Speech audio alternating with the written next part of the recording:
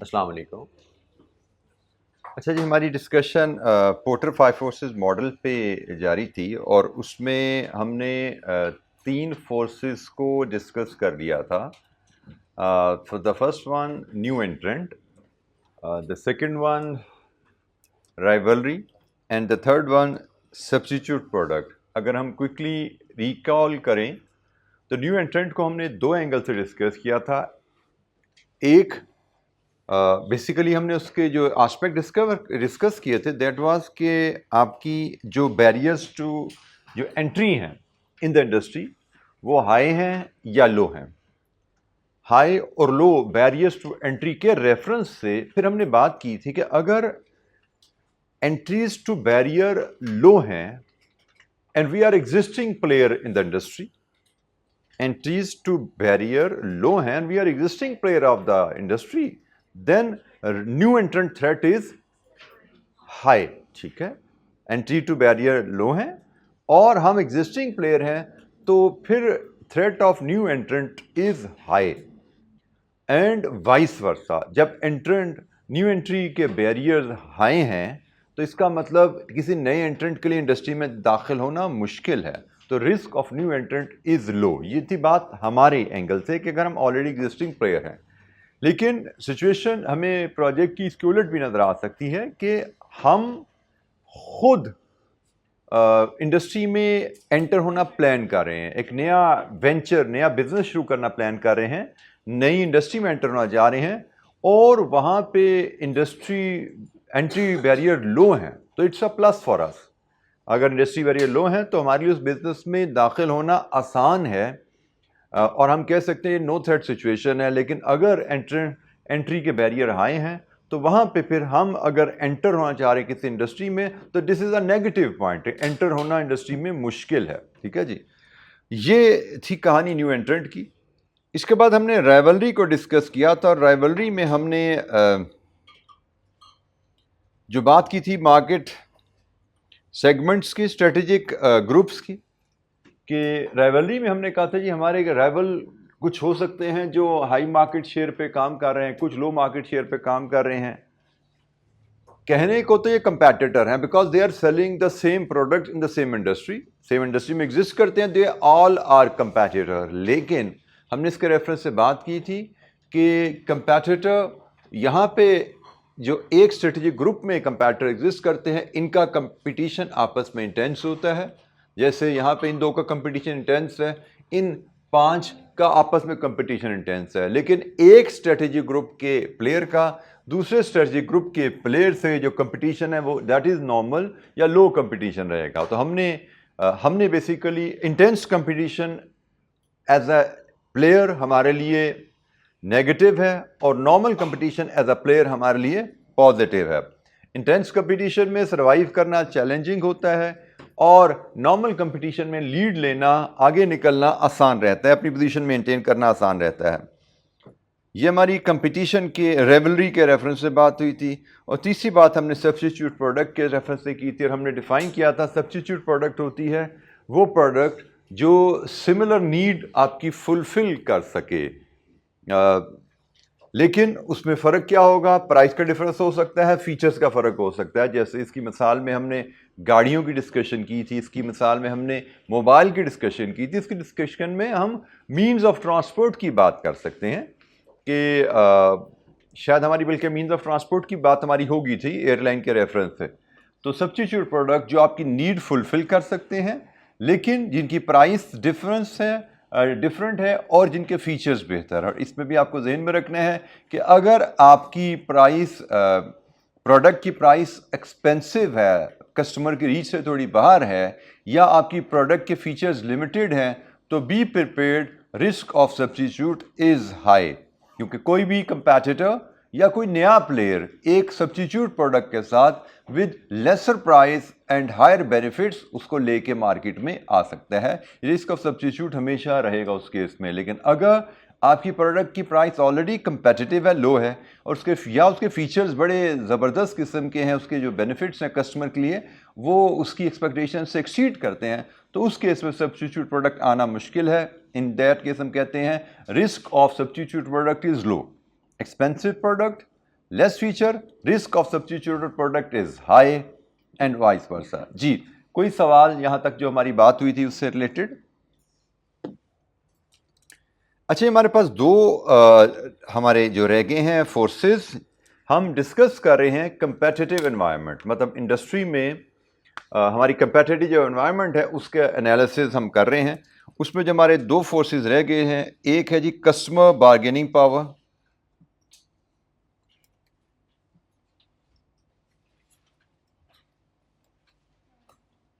और दूसरी है सप्लायर्स बार्गेनिंग पावर। ये रिलेटिवली सिंपल कॉन्सेप्ट है, इसमें को बहुत ज़्यादा एक्सप्लेनेशन हमें रिक्वायर्ड नहीं है, सिर्फ मीनिंग हम इनका समझ लें।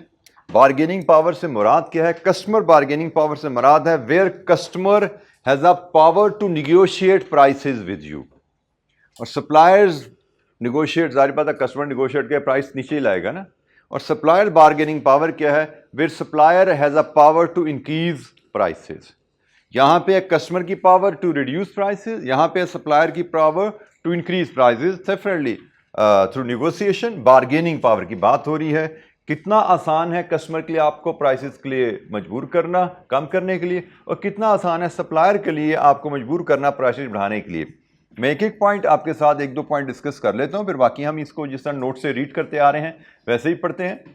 कस्टमर बार्गेनिंग पावर, अगर मार्केट में बेतहाशा सप्लायर्स अवेलेबल हैं, मार्केट में बेतहाशा सप्लायर्स अवेलेबल हैं, तो कस्टमर के पास तो काफ़ी ज़्यादा ऑप्शन आ जाएगी ना चीज़ बाय करने के लिए। तो इस सिचुएशन में कस्टमर बार्गेनिंग पावर बढ़ जाती है। आपके पास वो आएगा, आपसे कोई चीज़ मांगेगा, आप उसको कहोगे जी मेरे पास मैं तो 100 रुपये की बेचता हूँ, कहेगा जी अगली दुकान पे 95 की बिक्री है, तो 95 की देनी है तो दो, नहीं तो मैं अगली दुकान पे जा रहा हूँ। आपको भी पता अगली दुकान पे चीज़ बिक्री है। अब कस्टमर ब्लफ कर रहा है, नहीं कर रहा, ये अब बार्गेनिंग पावर है, निगोशिएशन स्किल्स हैं आपकी, लेकिन कस्टमर आपको इस तरह की बात करेगा। इसी तरह अगर कस्टमर बल्क बाय करने आया है तो उसकी बार्गेनिंग पावर हाई हो जाएगी। बायर्स बेशक मार्केट में लिमिटेड हो, लेकिन कस्टमर अगर बल्क बाय करने आया है तो उसकी बार्गेनिंग पावर हाई है। आपको ये हमारी कॉमन लाइफ का डायलॉग है। हम कोई चीज़ खरीदने जाते हैं तो हम अक्सर कस्टमर से रेट निगोशिएट करने के लिए हम जो सप्लायर उसको जुमला बोलते हैं, यार मैं 2 दर्जन खरीद रहा हूँ, मैं 4 दर्जन खरीद रहा हूँ, मैं 4 चीज़ें खरीद रहा हूँ, तो प्राइस थोड़ी कम कर दो, एक थोड़ी ले रहा हूँ मैं। तो बार्गेनिंग पावर आपके पास होती है जब आप बल्क में क्वांटिटी ले रहे हैं। सप्लायर्स में आ जाएं, लिमिटेड सप्लायर हो या मोनोपोली वाली सिचुएशन हो, तो वहां पे सप्लायर के पास पावर है तो वो अपनी मर्जी से प्राइसेस बढ़ा सकता है। सो लिमिटेड सप्लाई या मोनोपोली वाली सिचुएशन, तो उसमें यह बात है शॉर्टेज ऑफ मटेरियल आ जाए, जब मटेरियल की शॉर्टेज हो जाए तब भी बार्गेनिंग पावर सप्लायर की हाई हो जाती है, वो भी अपनी मर्जी से प्राइसेस बढ़ा देते हैं। Unfortunately we keep on seeing this thing in market. ये तो बड़ा कॉमनली हम फेस करते हैं कि जब भी किसी चीज़ की शॉर्टेज होती है उसकी प्राइसेस सप्लायर मार्केट में बढ़ाता है, या सप्लायर कम है या प्रोडक्ट की शॉर्टेज है मार्केट में, दोनों सूरतों में सप्लायर की बार्गेनिंग पावर बढ़ जाती है। अच्छा, इसके लिए अभी हमारे पास नोट्स में जो राइट अप अवेलेबल है, लेट्स रीड थ्रू दीज। ये जी आपके पास बार्गेनिंग पावर हाई या लो कब होती है, ये उसका मटेरियल आपके सामने है। कस्टमर की पहले डिस्कस कर लेते हैं, इसको रीड थ्रू कर लीजिए जी। हाई या लो बार्गेनिंग पावर कब होती है कस्टमर की? ये हाई पावर के इंडिकेटर हैं, लो पावर के इंडिकेटर हैं। और बाय द वे कस्टमर की बार्गेनिंग पावर, आपके कस्टमर की बार्गेनिंग पावर हाई है, इज इट अ प्लस और नेगेटिव फॉर यू? नेगेटिव। और आपके कस्टमर की बार्गेनिंग पावर लो है तो ये आपके लिए प्लस है। ठीक है जी, आपने ध्यान में रखना है हम अपनी ऑर्गेनाइजेशन का एनालिसिस कर रहे हैं, तो हमने अपनी ऑर्गेनाइजेशन के कस्टमर की बात करनी है, हमने अपनी ऑर्गेनाइजेशन के सप्लायर की बात करनी है। एक मैं पॉइंट इसमें मजीद तवज्जो दिलाऊंगा, पहले इनको पॉइंट्स को रीड थ्रू कर लीजिए, फिर हम देखते हैं।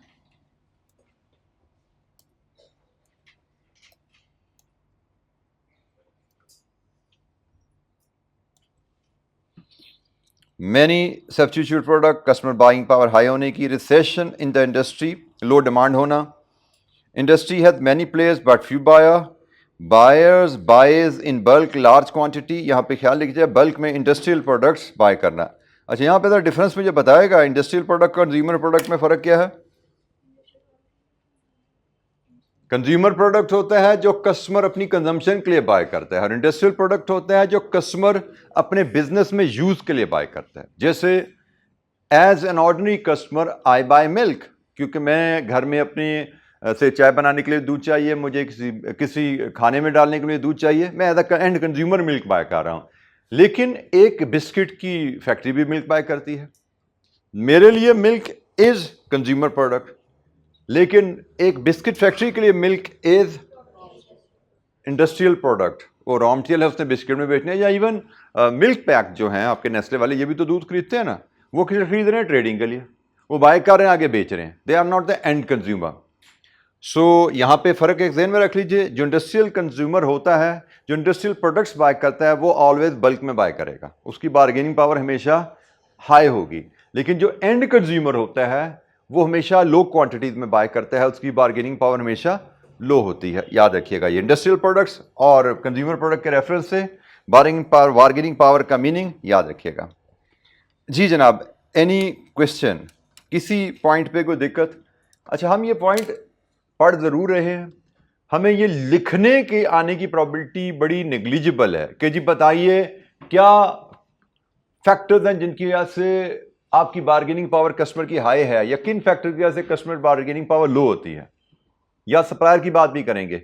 ये फैक्टर्स लिखने के चांसेस हमें आने के नेग्लिजिबल हैं, मे बी कह लें 2-4-5% है। ज़्यादा चांसेस हमने जैसे पहले डिस्कस किया, हमें क्वेश्चन एप्लीकेशन बेस्ड क्वेश्चन आएगा और उसमें हमें डाटा आइडेंटिफाई करके उसका एनालिसिस करना है। जैसे हमें क्वेश्चन में लिखा होगा हमारी कंपनी के कस्टमर के बारे में, कि हमारे कंपनी के जो कस्टमर हैं वो इंडस्ट्रियल कस्टमर हैं, तो हमने यहाँ से आइडेंटिफाई करना है कि हमारी कस्टमर की जो बार्गेनिंग पावर वो हाई है या लो है। कस्टमर बार्गेनिंग पावर हाई होना is a negative, customer bargaining power low होना is a positive for us. ठीक है, हमने क्वेश्चन का डाटा आइडेंटिफाई करके वहां से हाई या लो बार्गेनिंग पावर को मेजर करना है, और वहां से हमें थ्रेट वाली सिचुएशन जो अराइज होती है वो बतानी है। तो अगेन हमने ये लिखना नहीं है, हमें क्वेश्चन में कहीं ये पॉइंट लिखा होगा, कहीं ये पॉइंट लिखा होगा, कहीं ये लिखा होगा, कहीं एक लिखा होगा, कहीं दो लिखे होंगे, वहां से हमने आइडेंटिफाई करना है कि हमारी बार्गेनिंग पावर हाई है या लो है। उसके मुताबिक हमने एनालिसिस परफॉर्म करके डाटा आइडेंटिफाई करना है, किस बेसिस पे हम कस्टमर बाइंग पावर हाई या लो दे रहे हैं, और हाई लो का मतलब हमें पता होना चाहिए अगर हमें फर्दर उसको डिस्कस करने को कहा जाए। इसी तरह आप ये बायर की बार्गेनिंग पावर को भी देख सकते हैं,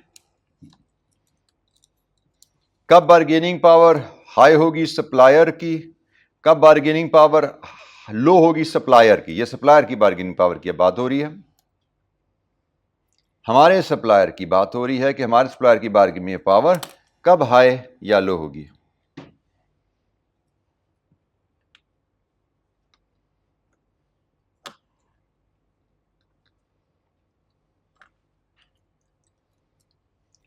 यहां पे मुराद है सप्लायर की अगर मल्टीपल प्रोडक्ट्स हैं, सप्लायर की अगर मल्टीपल प्रोडक्ट्स हैं तो उसकी बार्गेनिंग पावर हाई है, क्योंकि उसको सिर्फ आपको चीज़ें बेच के अपना कारोबार नहीं चलाना, उसके बाद मल्टीपल प्रोडक्ट्स हैं, वो और चीज़ें बेच रहा है, तो उसकी बार्गेनिंग पावर हाई है।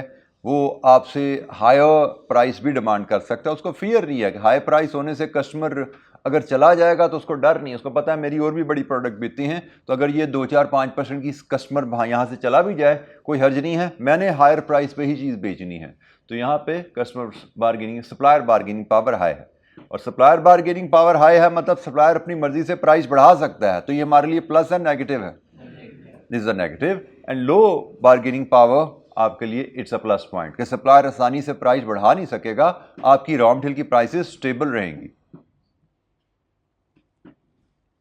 अच्छा, यहां पे जो पॉइंट मैं तवज्जो दिलाना चाहता था आपको अपने ज़हन में रखने हैं कि हम यहां पे हमारी कंपनी के कस्टमर की बात कर रहे हैं, हमारी कंपनी के सप्लायर की बात कर रहे हैं, लेकिन इसको दूसरे एंगल से देखा जा सकता है, लेकिन हमने देखना नहीं है। हमारा कस्टमर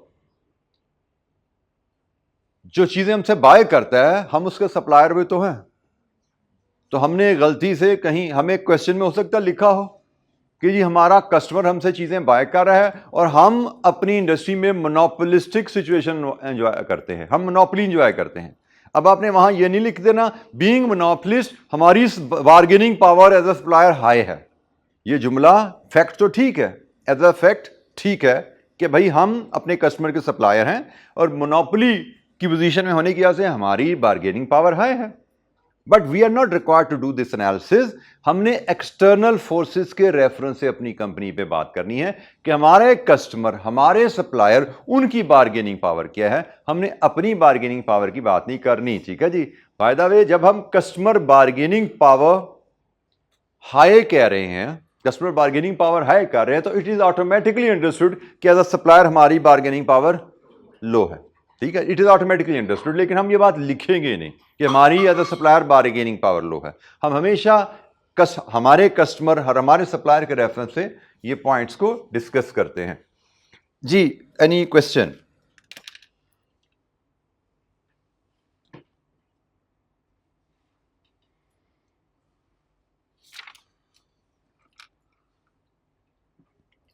हमने जो भी एनालिसिस अपना कंप्लीट किया, अगर हम उसको एक डायग्राम की सूरत में आपके सामने मैं लेके आऊँ, तो हमने कहा जी हमारे पास जो टर्म्स, ताकि हम ज़रा रिवाइज कर लें, हम अपनी ऑर्गेनाइजेशन का एनालिसिस कर रहे हैं, उसकी कंपेटिटिव एनवायरनमेंट का एनालिसिस कर रहे हैं, जिसमें हमने न्यू एंट्रेंट की बात की है।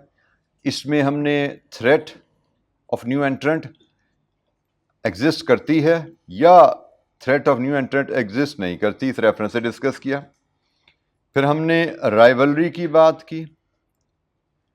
राइवलरी में हमने जो टर्म यूज़ की थी, हमने इंटेंस कंपटीशन और नॉर्मल या लो की टर्म भी हमने कहा था हम यहाँ पे यूज़ कर लें तो कोई हर्ज नहीं है। नॉर्मल या लो कंपटीशन के रेफरेंस से भी हमने डिस्कस किया। फिर थ्रेट ऑफ सब्स्टिट्यूट प्रोडक्ट पे हमने बात की। सब्स्टिट्यूट प्रोडक्ट में यहाँ पे भी हमने इसी रेफरेंस से बात की थी कि क्या हमारी ऑर्गेनाइजेशन को सब्स्टिट्यूट प्रोडक्ट की थ्रेट है या नहीं है। इसके बाद हमने कस्टमर बार्गेनिंग पावर की बात की। यहाँ पे हमने कस्टमर बार्गेनिंग पावर हाई या लो की टर्म डिस्कस की, हाई है या लो है। इसी तरह हमने सप्लायर बार्गेनिंग पावर की बात की और इसके लिए भी हमने टर्म जो डिस्कस की है वो हाई या लो की टर्म है।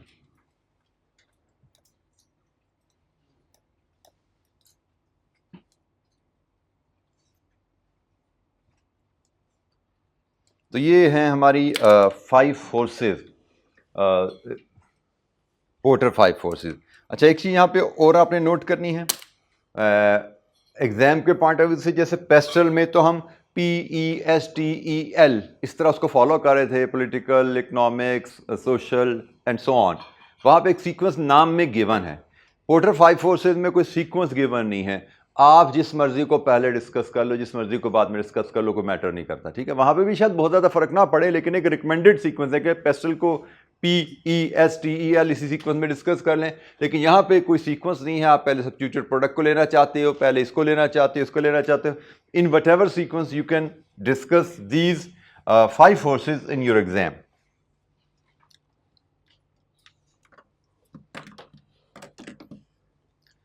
जी, तो ये हमारी 5 फोर्सेस की एक समरी जो हमने डिस्कस की वो आपके सामने है। और अब हम ज़रा थोड़ा सा एग्जाम के क्वेश्चन के रेफरेंस से इसको डिस्कस कर लेते हैं कि एग्जाम में जो क्वेश्चंस का आएगा हमने उसको कैसे प्रेजेंट करने हैं, और उसके बाद हम एक छोटी सी एक्टिविटी क्वेश्चन की कर लेते हैं। अच्छा, इसकी प्रेजेंटेशन भी लगभग बिल्कुल वैसे ही जैसे अपने पेस्टल को डिस्कस किया था उसी अंदाज में है।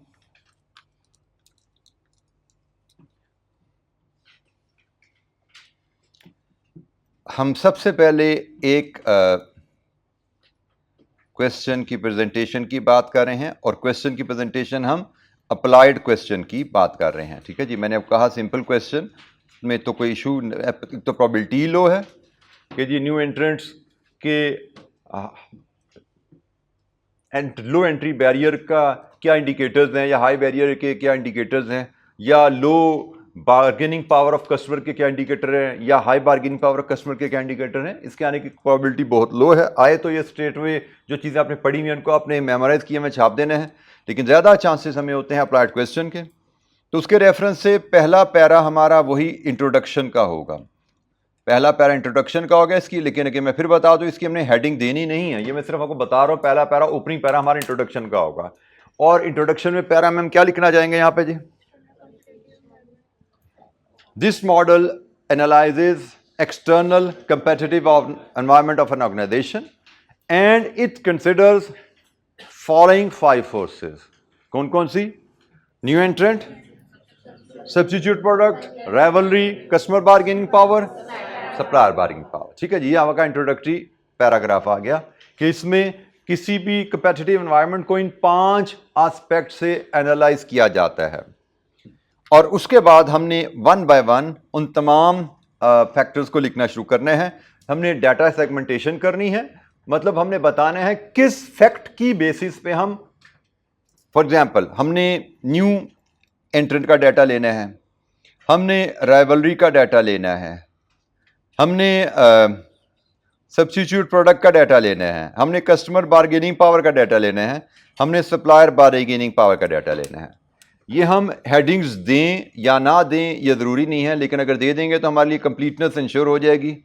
ठीक है जी, ये हेडिंग में देनी है। मैं इस हेडिंग्स को डिस्कस करता हूं, लेकिन एंड में हमने जैसे डिस्कस किया था एक कंक्लूजन पैराग्राफ भी आएगा।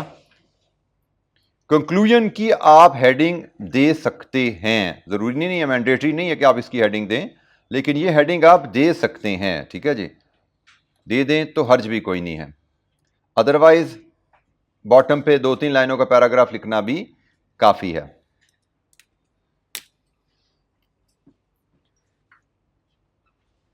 अच्छा, जब हमें आइडेंटिफाई यहां पे क्या क्या करना है, हर हेडिंग के नीचे हमें डाटा सेगमेंटेशन की एक टर्म मैं यूज़ करता आ रहा हूं। डाटा सेगमेंटेशन से मुराद है कि क्वेश्चन में क्या फैक्ट लिखा हुआ है जिससे हम इस फोर्स के बारे में इंफॉर्मेशन ले पा रहे हैं। जैसे हमें क्वेश्चन में बताया जा सकता है कि हमारी इंडस्ट्री के जो एंट्री बैरियर्स हैं वो लो हैं, या एंट्री बैरियर्स हैं वो हाई हैं, तो हम उस डाटा को पिक करेंगे। हमें फॉर एग्जांपल क्वेश्चन में किसी लिखा हो सकता है कि हमने लिस्ट पढ़ी हुई एंट्री बैरियर लो या हाई होने की। हमें क्वेश्चन में लिखा हो सकता है कि हम जिस इंडस्ट्री में ऑपरेट कर रहे हैं उस इंडस्ट्री में जो कैपिटल इन्वेस्टमेंट की रिक्वायरमेंट है वो बाकी बिजनेसेस के मुकाबले में लो है। या लिखा हो सकता है कि हम जिस इंडस्ट्री में ऑपरेट कर रहे हैं वहां पे जो प्रोडक्शन के एक्सपर्ट्स हैं वो मार्केट में आसानी से अवेलेबल हैं। या मजीद कहा जा सकता है एक्सपर्ट तो मार्केट में अवेलेबल नहीं है, लेकिन 2 दिन की ट्रेनिंग से उनको हम प्रोडक्शन के एक्सपर्ट बना सकते हैं। ये सारे इंडिकेटर्स किस चीज़ के हैं? हाई एंट्री बैरियर या लो एंट्री बैरियर? लो एंट्री बैरियर। हमें एंट्री बैरियर के बारे में कोई इंफॉर्मेशन गिवन होगी, हमने वो इंफॉर्मेशन पिक करनी है, रीस्टेट कर देनी है एज पर क्वेश्चन, जैसे हम पेसल में करते थे। कभी पॉलिटिकल के बारे में ये डाटा अवेलेबल है तो यहाँ पे भी हम लिखेंगे न्यू एंट्री के बारे में ये डाटा अवेलेबल है, और बस उसके बाद उसका एनालिसिस दे देना है। This is an indicator of low entry barrier to the industry. अब बताने की जरूरत, ये जरूरी नहीं है कि लो एंट्री बैरियर के साथ आप लिखो कि entrant risk to the entry is high. It is understood automatically. जब एंट्री बैरियर लो है इसका मतलब नए बिजनेसमैन की एंट्री के लिए रिस्क हमारे लिहाज से ज्यादा है, उसके चांसेस ज्यादा हैं। सो बैरियर का जो लो होने का मतलब ऑटोमेटिकली है कि न्यू एंट्रेंट का रिस्क हाई है। तो आपने डाटा सेगमेंटेशन में ही जुमला आपने इस तरह बना देने हैं कि प्लस या नेगेटिव वहां से हाईलाइट हो जाएगा। ठीक है जी, जब हमने लिख दिया कि न्यू एंट्री का बैरियर लो है, इट इज अंडरस्टूड न्यू एंट्रेंट का रिस्क हाई है। जब हमने लिख दिया यहां पे कि न्यू एंट्रेंट के लिए जो एंट्री बैरियर है वो हाई है, एंट्री बैरियर हाई है, इसका मतलब जो न्यू एंट्रेंट की जो थ्रेट है हमें वो लो है, हमारे बिजनेस को थ्रेट लो है। और ये अदरवाइज भी हमें क्वेश्चन में आ सकता है। हमसे क्वेश्चन में ऐसा भी बात की जा सकती है कि हमारी कंपनी एक नए बिजनेस में जाने का सोच रही है जिसमें एंट्री बैरियर लो है। हमें इफेक्ट्स बताए, एंट्री बैरियर लो ऐसे तो नहीं लिखा जाएगा, हमें बताया जाएगा लो है या हाई है, इंडिकेटर्स बताए जाएंगे, हमने वहां से असेस करना का लो है या हाई है। तो इट इज़ यहाँ से फिर देखा जाएगा कि पॉजिटिव या नेगेटिव क्या है। हम एक किसी बिजनेस में एंटर होना चाह रहे हैं और अगर वहाँ पे एंट्री बैरियर लो है, इसका मतलब this is a plus sign for us, business में एंटर होना आसान है। अगर किसी बिजनेस में हम एंटर होना चाह रहे हैं, वहाँ पे एंट्री बैरियर हाई है, this is a negative for us, ऐसे बिजनेस में एंटर होना, ऐसे इंडस्ट्री में एंटर होना मुश्किल है जहाँ पे एंट्री बैरियर हाई होते हैं।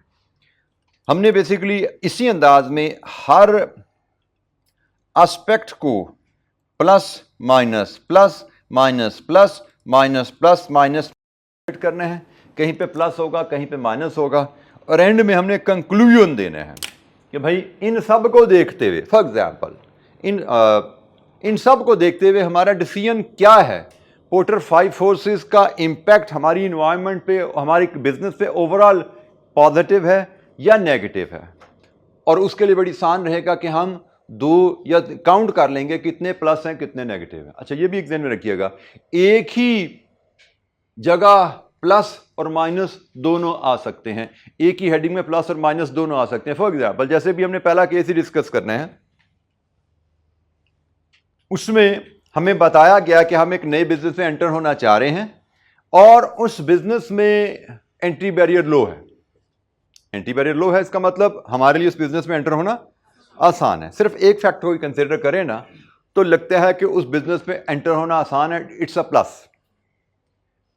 लेकिन साथ ही इसको दूसरे एंगल से देखो जरा, हमारे लिए आसान है आज, तो कल को किसी हमारे नए आने वाले कंपैटिटर के लिए भी आसान नहीं होगा क्या? तो हमारे लिए आसान है तो हमारे कंपैटिटर के लिए भी आसान है। हमारे लिए आसान है, इट्स अ प्लस, लेकिन हमारे कंपैटिटर के लिए एंटर होना आसान है, it's a threat. It's a threat at the same time. तो यहां पे प्लस भी हो जाता है, नेगेटिव भी हो जाता है। एंट्री बैरियर लो होना एक तरफ आपके लिए प्लस है कि आपका एंटर होना आसान है, लेकिन दूसरी तरफ नेगेटिव है कि फ्यूचर में आपको भी यह थ्रेट है कि कोई नए प्लेयर मजीद ऐड हो जाएंगे। मतलब यहां पे इसको एक और एंगल से डिस्कस करो। हमें कहा जाता है जी एंट्री बैरियर लो है, प्लस। हमें कहा जाता है राइवलरी भी करंटली नॉर्मल है, इंटेंस नहीं है, it's also plus.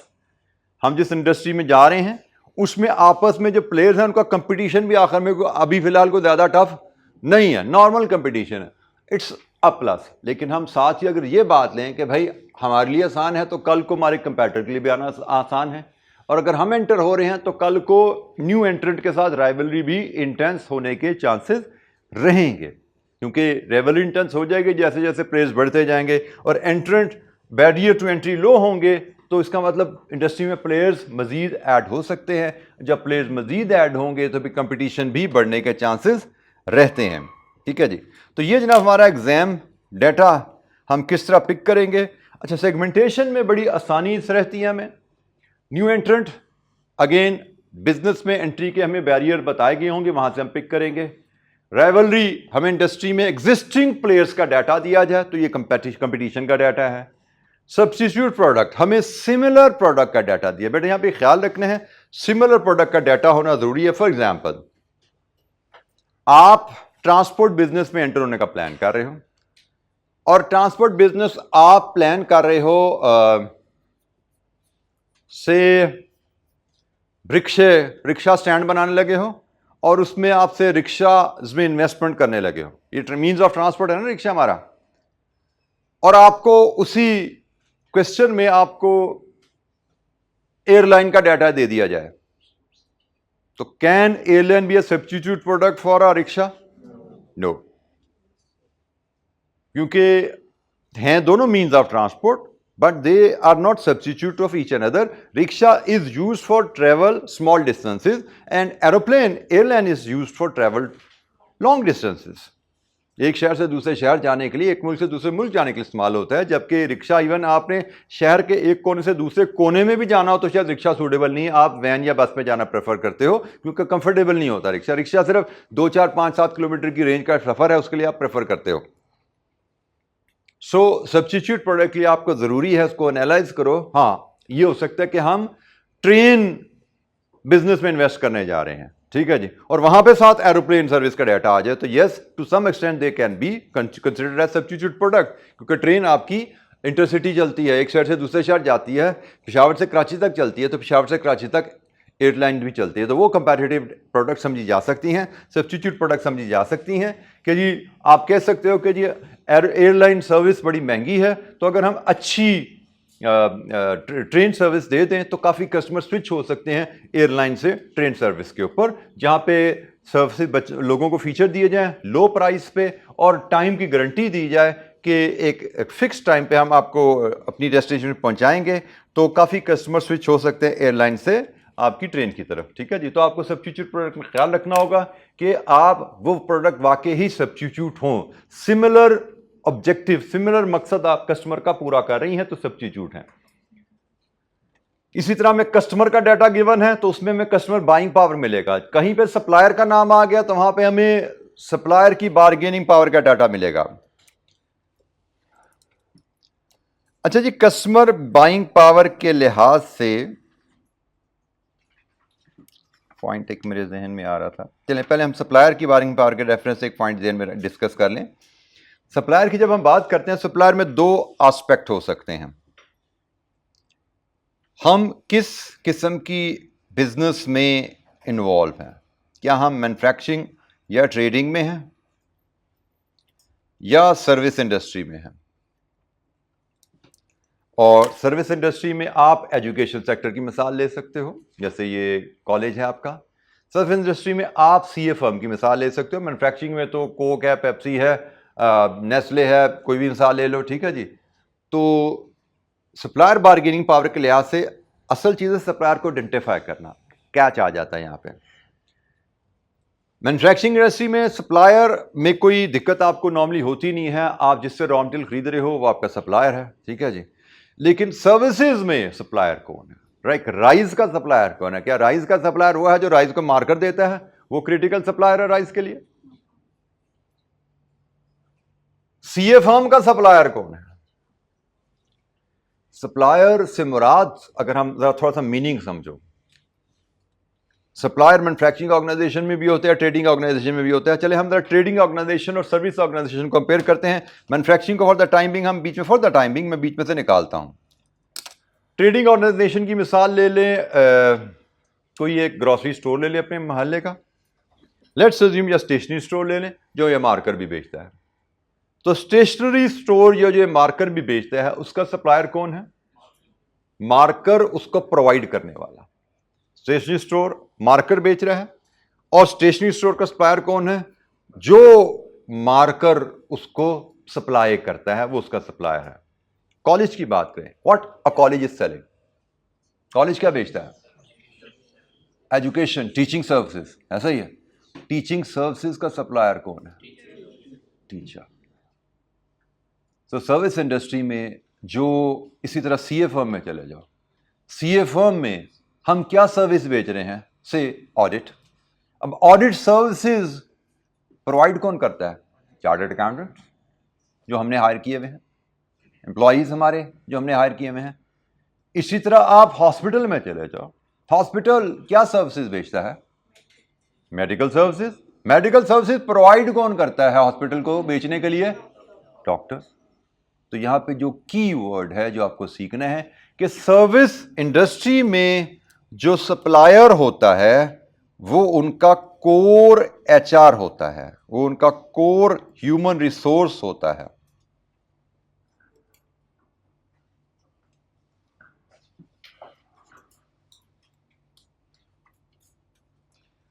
Manufacturing industry में जो सप्लायर है वो तो एक्सटर्नल है, बाहर का बंदा है, बाहर की ऑर्गेनाइजेशन है जो सप्लायर है।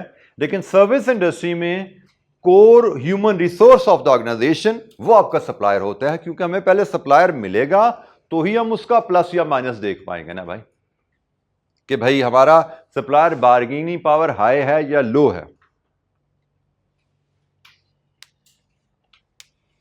हॉस्पिटल की मिसाल ले लो, हॉस्पिटल में अगर आपके हॉस्पिटल में कोई नामी ग्रामी रिनाउंड डॉक्टर काम करता है तो उसकी बार्गेनिंग पावर हाई होगी या लो होगी? हाई होगी। नामी ग्रामी है, उसको पता है मैं जिस हॉस्पिटल में जाऊंगा वहां पे कस्टमर की, पेशेंट्स की लाइन लग जाएगी। ये भी ख्याल रखना है, जो मैं कस्टमर के रेफरेंस से बात करना चाहता वहां पे भी जरूरी नहीं कस्टमर का वर्ड यूज हो। अगर हॉस्पिटल ऑर्गेनाइजेशन है तो कस्टमर की जगह वो पेशेंट्स का टर्म यूज करेगा, patient is customer for the hospital. किसी एजुकेशनल इंस्टीट्यूट की बात हो रही है तो वहां पे कस्टमर का वर्ड यूज नहीं होगा, वहां पे वर्ड यूज होगा स्टूडेंट का। किसी ट्रेवलिंग कंपनी की बात हो रही है तो वहां पे कस्टमर का वर्ड यूज नहीं होगा, वहां पे वर्ड यूज होगा पैसेंजर का। तो ये ध्यान में रखने हैं, कस्टमर की इंफॉर्मेशन से हमें कस्टमर बार्गेनिंग पावर का डाटा मिलेगा और सप्लायर की इंफॉर्मेशन से हमें सप्लायर की बार्गेनिंग पावर का डाटा मिलेगा। लेकिन कस्टमर का डाटा कहां पे है वो आपको पहचानना पड़ेगा। पेशेंट की हेडिंग के अंदर है, स्टूडेंट की हेडिंग के अंदर है, पैसेंजर की हेडिंग के अंदर है, कहां पे पड़ा है कस्टमर का डाटा। और सप्लायर का डाटा क्या वो एक्सटर्नल किसी ऑर्गेनाइजेशन की हेडिंग के अंदर है या कोर एचआर की हेडिंग के अंदर है। यहां पे मैं कोर एचआर लिख रहा हूं क्योंकि एचआर कॉलेज में टीचर भी एचआर है, एडमिशन ऑफिस भी एचआर है, गार्ड भी एचआर है, सारे एचआर हैं। लेकिन हम कह रहे हैं वो कौन सा एचआर है जिसकी गैर मौजूदगी में कॉलेज अपनी सर्विस प्रोवाइड नहीं कर सकता, तो गालबन कॉलेज में वो टीचर हैं। इसी तरह हॉस्पिटल में डॉक्टर्स भी एचआर हैं, उनके जो लैब टेक्नीशियन है वो भी एचआर हैं, जो उनके गार्ड है, कैशियर है, वो भी एचआर है। लेकिन वहां पे कोर एचआर कौन है? डॉक्टर्स, जिसकी गैर मौजूदगी में डॉक्टर हॉस्पिटल काम नहीं कर सकता। गार्ड नहीं है, दिक्कत थोड़ी होगी, चल जाएगा काम। कैशियर नहीं है, थोड़ी दिक्कत होगी, चल जाएगा काम। लेकिन डॉक्टर नहीं है तो काम नहीं चलेगा। तो कोर एचआर वो है, वो ह्यूमन रिसोर्स जिसकी गैर मौजूदगी में अदारा ऑपरेट नहीं कर सकता। अदारा अपने कोर ऑब्जेक्टिव, कोर सर्विसेज नहीं, कोर फंक्शन परफॉर्म नहीं कर सकता, उनको हम कोर एचआर कह रहे हैं। ठीक है जी। तो सप्लायर और कस्टमर बार्गेनिंग पावर के लिए आपको सप्लायर और कस्टमर की पहचान होगी। क्वेश्चन में जहां पे कस्टमर की बात की गई है वहां पे कस्टमर बार्गेनिंग पावर का डाटा आपको ढूंढना है। जहां पे सप्लायर की बात की गई है वहां पे सप्लायर बार्गेनिंग पावर का डाटा आपको मिलना है और आपने बताना है कि ये हाई है, लो है। तो ये हमने चीज़ें आइडेंटिफाई करनी है और इसके बाद हमने कंक्लूजन में जैसे बता देना है कि ओवरऑल इंपैक्ट ऑफ 5 फोर्सेस हमारी ऑर्गेनाइजेशन पे वो क्या है। अच्छा, हम इसके लिए एक छोटा सा केस है उसको डिस्कस करते हैं, फिर आगे मजीद भी अभी हमारे कुछ पॉइंट्स पे रहते हैं। तो लेट्स डिस्कस अ केस। पहला केस जो है जनाब हमारे पास है, क्वेश्चन नंबर 1 में हमारे पास आ रहा है। ये हमारा एक इलस्ट्रेटिव क्वेश्चन है, पास पेपर नहीं है, अभी पास पेपर भी करेंगे लेकिन एक एग्जाम लेवल की क्वेश्चन है। ये प्रैक्टिस केस स्टडी है एग्जाम लेवल की। ठीक है जी। रिक्वायरमेंट क्या है जी? सबसे पहले रिक्वायरमेंट हम देखते हैं। Using porters 5 forces model, assess the attractiveness of the option to enter the market for a cardboard tubes as a performance improvement strategy for PVC। अभी हमने सवाल पढ़ने हैं लेकिन मैं यहीं से आपको जरा समझा दूं कि केस वैसे तो पता लग रहा है आपको कि जो कंपनी है PVC वो इस वक्त परफॉर्मेंस प्रेशर में है, उसकी प्रॉफिटेबिलिटी इस वक्त लो है,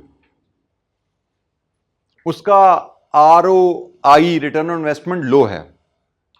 सोच क्या रही है कंपनी? एक नए बिजनेस में एंटर होना।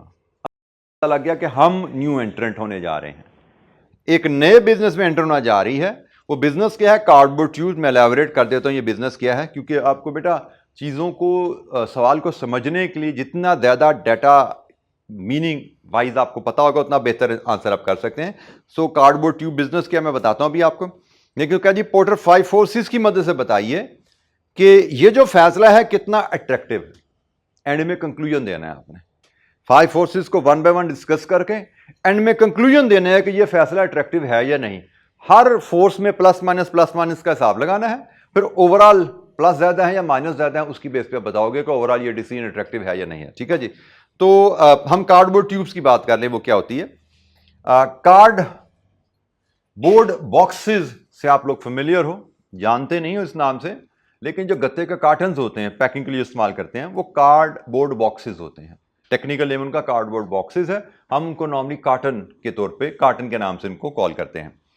इसी तरह कार्डबोर्ड ट्यूब्स भी होती हैं, उसी मटेरियल की सिलेंड्रिकल शक्ल की ट्यूब्स भी होती हैं और वो काम आती हैं किसी प्रोडक्ट को रोल करने के लिए। फॉर एग्जांपल अक्सर कपड़े की दुकानों पे कपड़ा जो होता है वो ट्यूब के ऊपर रोल हुआ होता है, वो कार्डबोर्ड ट्यूब। अगर गत्ते के मटेरियल की बनी हुई है तो कार्डबोर्ड ट्यूब कहलाती है। इसी तरह सिर्फ गत्ता नहीं, आपकी टेप्स ले लो, जो भी प्रोडक्ट रोल होके बिकती है वो किसी मटेरियल के ऊपर, किसी बेस के ऊपर रोल हुए होते हैं, वो जो बेस है ना आपके रोल करने के लिए, उसको हम कार्डबोर्ड ट्यूब्स कहते हैं। तो कार्डबोर्ड ट्यूब्स स्मॉल भी हो सकती हैं, जैसे जिन पे टेप्स रोल हुई हुई हैं, या जिन पे पेपर रोल हुए हैं, और बड़ी भी हो सकती हैं जिन पे कपड़ा रोल हुआ हुआ है, या इवन कारपेट्स रोल हुए होते हैं, वो बड़ी कार्डबोर्ड ट्यूब्स होती हैं। ठीक है जी, कार्डबोर्ड ट्यूब्स। तो जनाब हम सब सवाल पढ़ते हैं और कोशिश करते हैं सवाल पढ़ते पढ़ते ही हम इसके फोर्सेस भी आइडेंटिफाई करते जाएं, और उनमें जो कंपटीशन का जो लेवल है उसके हिसाब से हम देखते जाएं कि थ्रेट या नो थ्रेट सिचुएशन क्या है, हाई या लो सिचुएशन क्या है। The director of Belena packaging company BPC, a well-established manufacturer of cardboard boxes, cardboard boxes का काम ऑलरेडी वो कर रहे हैं, in Norland are currently considering whether to enter the cardboard tube market.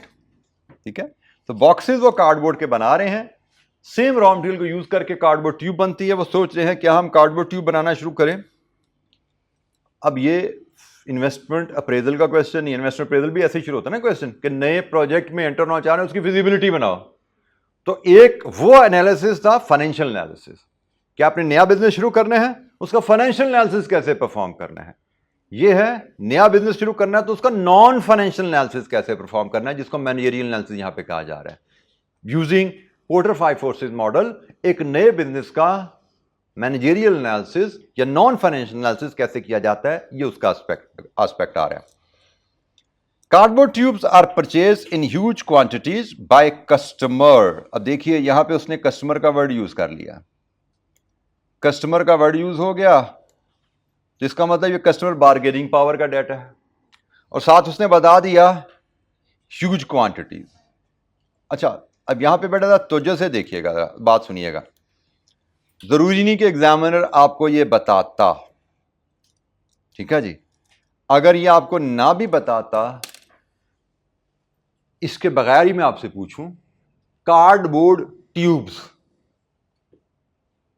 हम जो बनाएं अगर, तो उसका बायर कौन होगा, कंज्यूमर या इंडस्ट्रियल? घर में हमें तो कार्डबोर्ड ट्यूब नहीं चाहिए होती ना, वो तो इंडस्ट्रीज को चाहिए, जो कपड़ा बना रहे हैं, जो पेपर बना रहे हैं, उनको रोल करने के लिए एज अ रॉ मटेरियल अपनी प्रोडक्शन में इस्तेमाल करने के लिए वो कार्डबोर्ड ट्यूब्स चाहिए।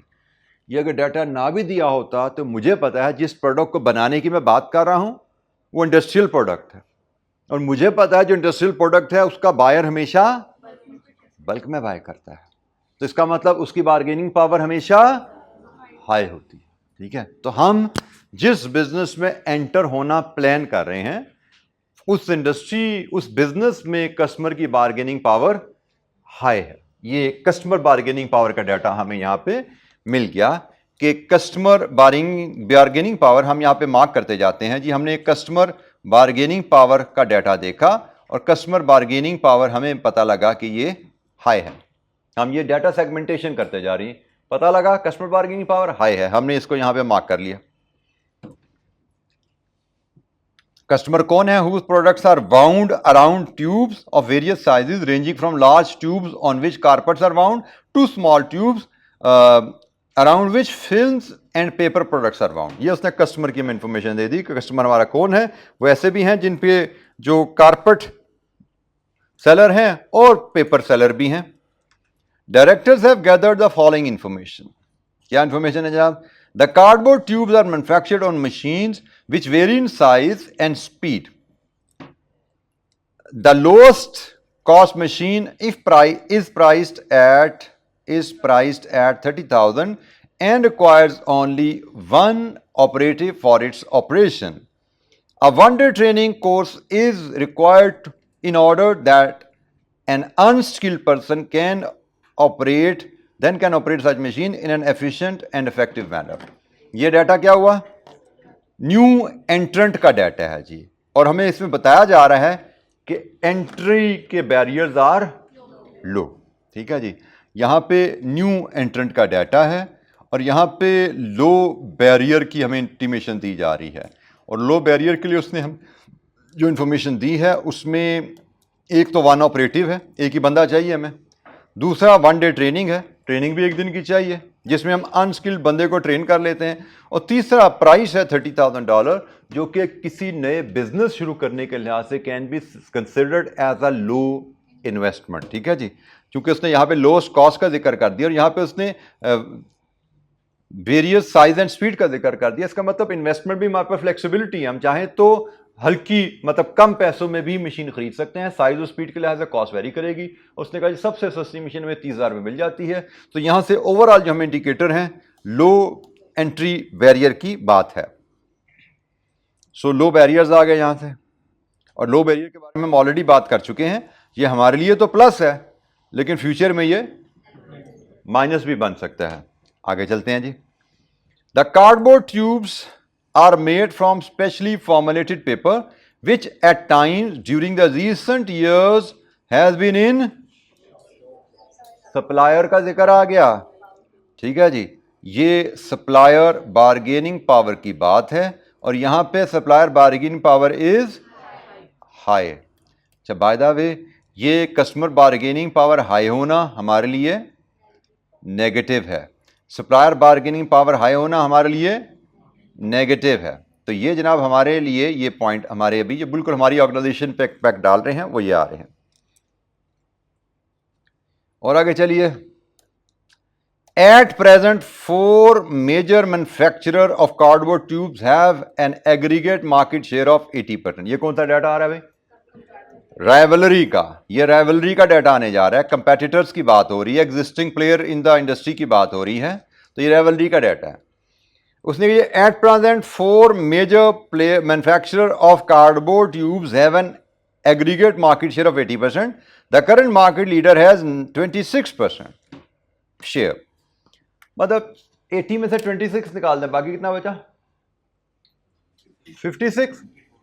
The market share of the other major manufacturer one of which is JOL company are equal size. इसका मतलब 54/3 कर दो, कितना बचा? 18। इसका मतलब हमारे पास 4 प्लेयर हैं जो 80% शेयर लेके चल रहे हैं, जिनमें एक का 26 है, बाकी 18 है। ये जनाब कहानी है। और 20% बाकी जितने भी प्लेयर हैं वो 10 हैं, 12 हैं, 20% उनके पास है। हमें बताया नहीं गया, बट हमें ओवरऑल इंफॉर्मेशन दी गई है राइवलरी के बारे में कि 4 major competitor with this market share, ये हमें इंफॉर्मेशन दी गई है। मजीद आगे जुमला पढ़ लेते हैं। The product ranges offered by 4 major manufacturers are similar in terms of size and quality. The market has grown by 2% per annum during the recent year. अच्छा, अब यहां से बताइए राइवलरी का डाटा, ये राइवलरी का सारा डाटा हो गया। कंपटीशन हमें इंटेंस लेना चाहिए या लो लेना चाहिए? हम अगर थोड़ा सा याद दहानी में दिक्कत हो रही है तो हम जरा चले जाते हैं इधर राइवलरी का डाटा, इधर नोट से ले लेते हैं। इंडिकेटर्स क्या थे अभी राइवलरी के? ये आ रहे हैं जी राइवलरी के इंडिकेटर। सबसे पहले देखिए same product and service. Yes, उसने लिखा हुआ ना प्रोडक्ट सेम टाइप की प्रोडक्ट्स हैं, same quality, yes, same price. Price का भी जिक्र किया उसने, देखो जरा क्वेश्चन में प्राइस का जिक्र नहीं, छोड़ दो। कस्टमर बार्गेनिंग पावर ऑलरेडी हम देख चुके हैं, हाई है, ठीक है जी। ये सारे इंडिकेटर हैं इंटेंस कंपटीशन के, ठीक है जी। ये सारे इंडिकेटर इंटेंस कंपटीशन के। बाय द वे पहले हम यहां से ये भी टिक कर सकते हैं, लो एंट्री बैरियर हम देख सकते थे। हमने अभी जो लो एंट्री बैरियर देखा उसमें हमने लो कैपिटल इन्वेस्टमेंट आइडेंटिफाई किया, हमने इजी टू प्रोड्यूस आइडेंटिफाई किया, और जी नो नीड ऑफ एक्सपर्ट्स, ये हमने बात की। ये हमारे वहाँ पे उसने जो लो एंट्री बैरियर के इंडिकेटर्स थे वो ये अवेलेबल थे, ठीक है जी। अब यहाँ पे ये भी देखिएगा उसने यहाँ पे लो राइवलरी भी है, हमारी राइवलरी लो नहीं है, ठीक है। ज़रूरी नहीं कि सारे इंडिकेटर टिक होंगे तो हम लो एंट्री बैरियर कहेंगे। हमारे इनमें से 2, 3, 4 जो भी टिक हो रहे हैं उसके मुताबिक हम ले सकते हैं, ठीक है। यहाँ पे हमारी राइवलरी इंटेंस है, बट इसका मतलब हम ये नहीं कहेंगे कि हमारी राइवलरी इंटेंस है तो वो एंट्री बैरियर हाई हो गया। यस, इंडिकेटर है, वो चैलेंज है हमारे, नेगेटिव पॉइंट हमने ले लिया इसको, क्योंकि इंटेंस कंपटीशन होना न्यू एंट्रेंट के लिए एक मुश्किल बात होती है। नेगेटिव ज़रूर है, लेकिन हमने इनको अलग-अलग हेडिंग में डिस्कस करना है। हमने जब एंट्री बैरियर्स की बात की तो वहाँ पे हमने लो एंट्री बैरियर के 3 इंडिकेटर नजर आए, हम उन पे बात करके उसको लो एंट्री बैरियर एक लो थ्रेड बता देंगे। और यहाँ पे हम डिस्कस करेंगे कि भाई अच्छा एक पॉइंट जो रह गया, ग्रोथ को भी हम यहाँ पे ले सकते हैं। मार्केट ग्रोथ का मतलब फ्यूचर में भी कस्टमर की डिमांड बढ़ने के चांसेस कोई ज़्यादा नहीं है। तो ये सारी इंडिकेटर्स हैं इंटेंस कंपटीशन के, ये सब इंडिकेटर हैं इंटेंस कंपटीशन के, और इंटेंस कंपटीशन होना is negative. A recent report on the activities of foreign-based multinational company revealed that consideration was being given to expanding operation in their packaging division in Norland. ये एक multinational का जिक्र आ गया कि जो नॉरलैंड में अपने पैकेजिंग डिवीजन के को एक्सपैंड करने की बात कर रही है। आप जो अब ये कार्डबोर्ड ट्यूब्स ला रहे हो, ये पैकिंग इंडस्ट्री की प्रोडक्ट है। ऑलरेडी आप कार्डबोर्ड बॉक्सेस बना रहे थे और कब आप कार्डबोर्ड ट्यूब की तरफ जाना चाह रहे हो, ये पैकिंग इंडस्ट्री की प्रोडक्ट है। और आपको बताया क्या जा रहा है कि आपके मुल्क में एक मल्टीनेशनल कंपनी भी रही है, वो भी पैकेजिंग इंडस्ट्री में अपना बिजनेस एक्सपैंड करने का सोच रही है। ये वही बात आ गई, ये सब्स्टिट्यूट प्रोडक्ट नहीं है बेटा, प्रोडक्ट का जिक्र नहीं किया क्या उसने यहां पे, उसने बात की आपकी न्यू एंट्रेंट के तौर पे एक और कंपनी भी आने का सोच रही है। जो हमने ऊपर शुरू में नेगेटिव नहीं डाला था, ये उसने उसका डाटा भी दे दिया है। हमने तो एहतियातन नेगेटिव लिख लिया था, भाई ये नेगेटिव भी हो सकता है न्यू एंट्रेंट। यहां पे उसने डाटा दे दिया कि भाई एक मल्टीनेशनल ऑलरेडी अपनी इंटेंशन दिखा चुकी है कि वो भी इस बिजनेस में एंटर होने जा रही है। पैकेजिंग बिजनेस मतलब यही कार्ड बॉक्स, यही ट्यूब, जो ट्यूब रोल्स आप बनाने जा रहे हो, जो कार्डबोर्ड ट्यूब्स हैं, ये पैकिंग इंडस्ट्री तो है। तो उसने यहां पे आपको इसके ऊपर ही, न्यू एंट्रेंट के ऊपर ही फर्दर डाटा दे दिया। एक न्यू एंट्रेंट का डाटा है कि आप अपने लिए असेस कर रहे हो कि न्यू एंट्रेंट का रिस्क, बैरियर टू एंट्री लो है, और एक न्यू एंट्रेंट का डाटा उसने बता दिया, हम इस पे बात कर चुके थे कि भाई हमारे लिए लो है, ये पॉजिटिव है, लेकिन ये लो हमारे फ्यूचर बिजनेस में नए कंपैटर के लिए भी हो सकता है, तो ये हमारे लिए नेगेटिव है। उसने नेगेटिव भी हाईलाइट कर दिया। ये बिजनेस में एक मल्टीनेशनल ऑलरेडी अपनी इंटेंशन दिखा चुकी है कि उसने इस बिजनेस में एंट्री लेनी है, ये न्यू एंट्री है, और ये मैं ऊपर हम बता दिया, इसको हमने ऊपर लिंक कर दिया इसके साथ जाके। Another company, plastic tubes company, produces a narrow but increasing range of plastic tubes which are capable of housing small products such as fill and paper based product. ये क्या भला? सब्स्टिट्यूट प्रोडक्ट का data. ये है substitute product का data. भाई जिस तरह आपने कार्डबोर्ड ट्यूब्स बनाई, उसी तरह प्लास्टिक ट्यूब भी एक कंपनी मार्केट में बना रही है, जो कि छोटे जो आपकी रोल्स हैं, जैसे फिल्म्स, पेपर बेस्ड प्रोडक्ट, उनके लिए इस्तेमाल होंगे। उसने कहा कारपेट के लिए जो रोल इस्तेमाल होते हैं, रेंज तो सीधे ना कारपेट से लेके पेपर तक जाते हो।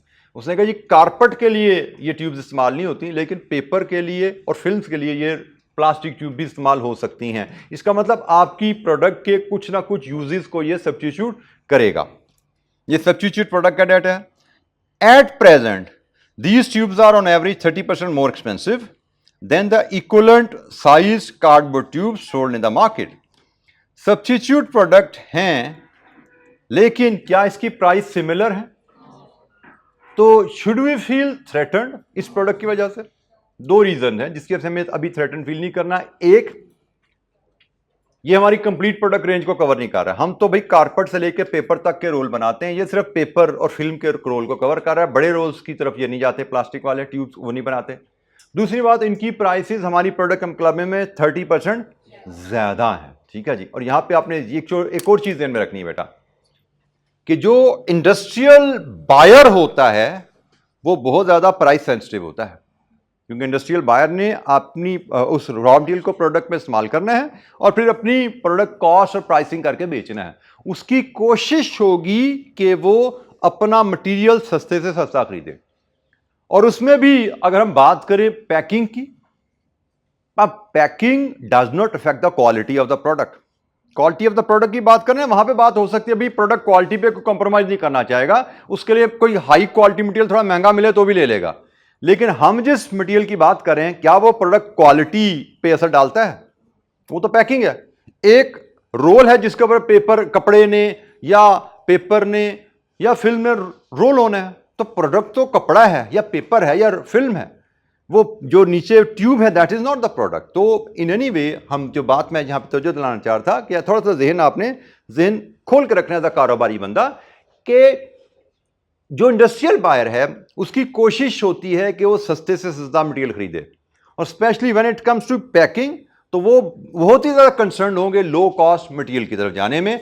और उस लिहाज से देखा जाए तो भाई ये प्लास्टिक ट्यूब जो है तो 30% महंगी हैं, तो हम यहां से कह सकते हैं कि सब्स्टिट्यूट प्रोडक्ट ज़रूर है, लेकिन ये केस है नो थ्रेट का। दो रीज़न की वजह से, एक रेंज पूरी नहीं है उसकी, और दूसरी उसकी कॉस्ट 30% ज़्यादा है।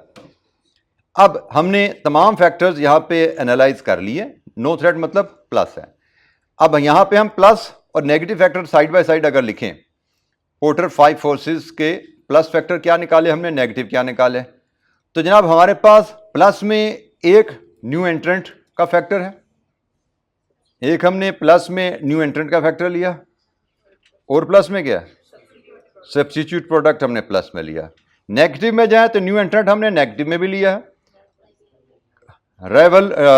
राइवलरी हमने नेगेटिव में लिया है, कस्टमर बारगेनिंग पावर हमने नेगेटिव में लिया है, सप्लायर बारगेनिंग पावर हमने नेगेटिव में लिया है। इसका मतलब यहाँ पे 4 हमारे नेगेटिव हैं और 2 पॉजिटिव हैं, टोटल 6 यहाँ पे फैक्टर्स बन जाते हैं, क्योंकि एक फैक्टर दोनों जगह आ गया।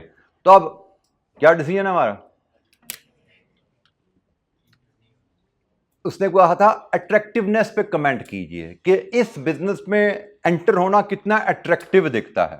तो भाई पोर्टर 5 फोर्सेस को देखते हैं तो हमें ये बिजनेस बहुत ज़्यादा अट्रैक्टिव दिखता नहीं है इन फैक्टर्स की वजह से, क्योंकि इसमें ये फैक्टर्स जो है हमारे नेगेटिव हैं, सिर्फ 2 फैक्टर्स हमारे पॉजिटिव हैं। ये हमें बिजनेस इतना अट्रैक्टिव दिखता नहीं है। बाकी ये क्वेश्चंस का आंसर मैंने डिस्कस तो तकरीबन सारा कर लिया, ये आपकी रीडिंग असाइनमेंट रहेगी। कंक्लूजन आप यहां से पढ़ लें, ये आखिरी लाइन में इसने 2 लाइनें जो लिखी हैं ये कंक्लूजन की हैं। From the information available the option to enter that market for cardboard tube appears to be unattractive. The directors of PBC should seek alternative performance improvement strategy. ये इसमें एंटर होना चाहते हैं अपनी परफॉर्मेंस इंप्रूव करने के लिए, तो ये तो हमें अनअट्रैक्टिव नजर आ रही है। डायरेक्टर्स को कुछ और ऑप्शन देखनी चाहिए अपनी परफॉर्मेंस को इनहेंस करने के लिए। इसका आंसर बेटा, अच्छा थ्योरी में ये बात ध्यान में रखिएगा, there is not a single perfect answer. जैसे मैंने आपको भी बात की कि आप चीज़ों को अपने नॉलेज की बेस पे और मार्क्स के हिसाब से एक्सपेंड कर सकते हैं। हो सकता है एक पॉइंट को आप एक एंगल से डिस्कस कर रहे हो, लेकिन एग्जामिनर ने यहाँ पे 2 या 3 एंगल से डिस्कस किया हो। अब आपने एग्जाम में 2 एंगल से करना है, 3 एंगल से करना है, ये डिपेंड करेगा आपका नॉलेज कितना है और दूसरा आपका टाइम कितना है। यहाँ पे आपको मैं क्लियर कर दूं कि एग्जामिनर के जितने भी थ्योरेटिकल पार्ट्स के आंसर होते हैं वो एग्जामिनेशन के टाइम रिक्वायरमेंट के मुताबिक नहीं होते, वो आपको सिखाने के लिए एक्सपेंडेड वर्जन होते हैं आंसर के।